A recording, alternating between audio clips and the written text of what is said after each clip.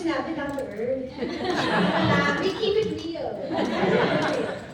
So good morning to everyone. Of course, I'd like to thank our friends from Globe Nakakasawa na nga kayo eh. Led by, of course, Mr. Ernest Gu and Mr. Cholo Tagaysay of KonsultaMD. I actually don't remember when was the time I approached Globe regarding the teleconsult, but I know they were just starting very, very early on. Simply because I knew for a fact that we do have a lack of doctors. If I'm not mistaken, I approached you guys even before the pandemic, where my first concern at the time was people still wanted to touch and be physically present with their doctor. Telemed, teleconsult was something very, very new, and people didn't really want to embrace it. I personally didn't want to embrace it because I really want to talk to the doctor. May kasama ng chikahan doon, chismisan, and all that. But of course, the teleconsultation can be very cold and indifferent. But when you came back in September, and I said, you know, this is the time because the pandemic has really boosted the embrace towards digital innovations. Because if it were not for the pandemic, it's still a hard pitch to the community. So when you guys presented your platform, I said, let's do this. So today we are launching, we have entered into a partnership with Globe and KonsultaMD to provide 24/7 physical and mental consultations to Makati Zeds. I remember when I pushed you guys, wala pa kayong mental health. Bagong-bago yung mental health ninyo, and this will be the answer to people who don't have to go to the health center or nag-cut off kasi after 5 na, nasaraduhan na ng health center, or you don't have to go to we still have to indoctrinate our citizenry about the difference of primary care, urgent care, yung sinasabing triaging. Sakit ng Pilipino yan, na ang sasabihin nila, emergency ako, but actually lagnat lang. Pero kasi emergency, kasi gusto ko na ngayon ako puntahan ng doktor. So, and I'm also happy to announce, it is a really nice, it's a very good timing that we're launching KonsultaMD today, because on Monday, we will also open our urgent care in our second hospital.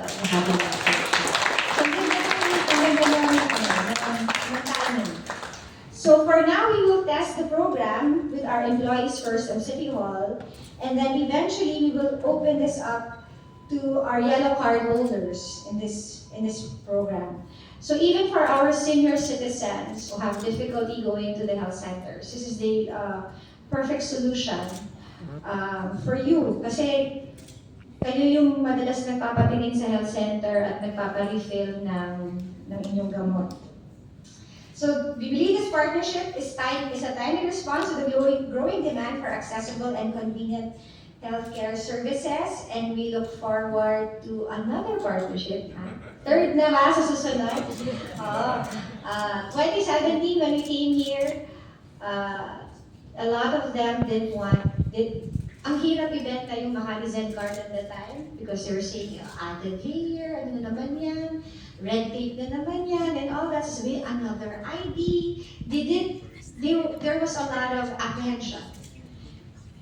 Then when the pandemic hit, and we gave away our Makati Zen Ayuda of 5,000 pesos via GCash, the Makati Zen app was the number one most downloaded app during the pandemic. Ngayon, ang dami pong nag-a-apply ng Makati Zen card. Most of our transactions are via GCash, and I'm starting to download already the KonsultaMD app because kaya ko po kayang tayuan yung proyekto ng Makati Zen card or to pitch GCash because I am a user.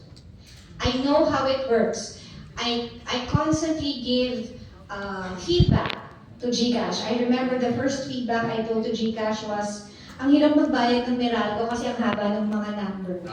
Remember? That was, ngayon, scan mo na lang yung scan mo na lang yung number. I mean, those things that the feedback that you get from the city is to improve the service. So, constant yung communication with GCash because we're entering into different transactions because as much as possible, ultimo po yung nagbabayad ng renta doon sa aming palengke. Ayaw ko na pong may taong pumupunta, yung physical na nagbibigay. Pwede naman auto-debit na lang because you can enroll your GCash for the payments. So, less work for the city, we're very, very transparent. Pag meron pong naghahanap na senior citizen, sasabihin, hindi ko po nakuha yung aking senior citizens allowance. In less than 5 minutes, nakikita agad. Ito po ang ay, oo nga, natanggap ko pala. Sorry, nagastos ko na pala. Hindi ko alam. So, kung hindi kailangan ng paghahanap ka physically nung record, di ba? Yung payroll sheet ng ganun kalaki, wala nang ganun. So even the commission and audit is, when we started the online payments and yung GCash, lagi nilang concern yan, yung how do you ensure that the end user is the same person? The simple answer is because the GCash has KYC. So you know that person. And I remember ngayon meron kayong biometrics. You've also addressed my issues about paano kung patay na yung may-ari ng account. So we, the City of Makati, is growing together with Globe. It's growing together with GCash and is now going to grow together with KonsultaMD. So good morning po sa inyong lahat.